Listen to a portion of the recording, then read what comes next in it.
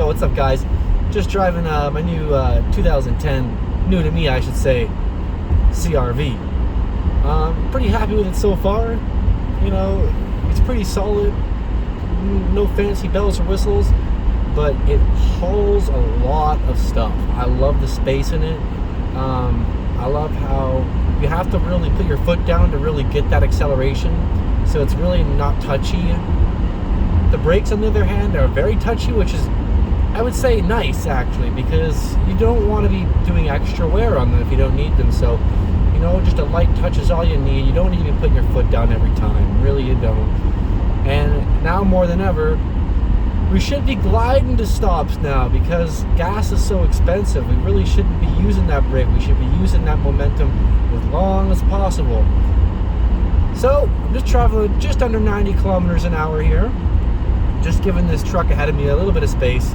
I always like to give these trucks that have two wheels on the back a little bit of extra space in case they get a rock between them and fling them up at you.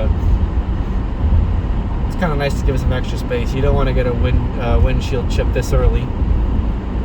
But it's a beautiful day, October 11th, I think. But other than that, you know, it's fantastic out. There's not a cloud in the sky. Just going to pick up my girlfriend from work, and this vehicle currently right now has 148,000 kilometers on it. The only thing that I've noticed right now since I picked it up is a little bit of transmission shudder, maybe the torque converter, maybe there was a wrong ATF fluid in at one point. Flushed the ATF fluid once, seems a little bit better now. I'm going to do it a couple more times and then pick up some shudder fix on Amazon. Heard that's really good on forums. But other than that, you know, maybe a lot of people say it's a bit of a character to this particular generation. Nothing super fancy on the inside, like I was saying before. This one doesn't have any, you know, glass display or anything. No backup camera or anything like that.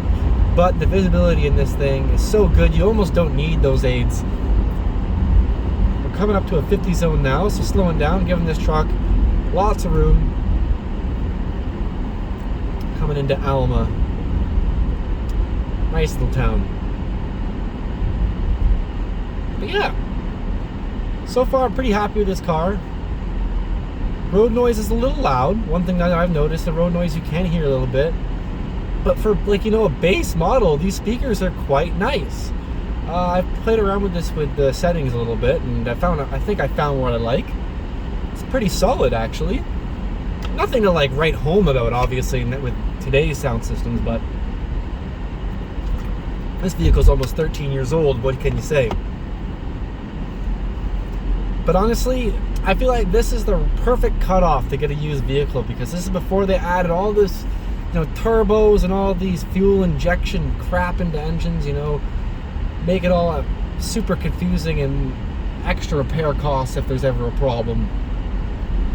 This engine here is a 2.4 liter, lasts you a lifetime. Now you got all these smaller engines. Granted, they do have a bit of better fuel economy, but it comes with the price.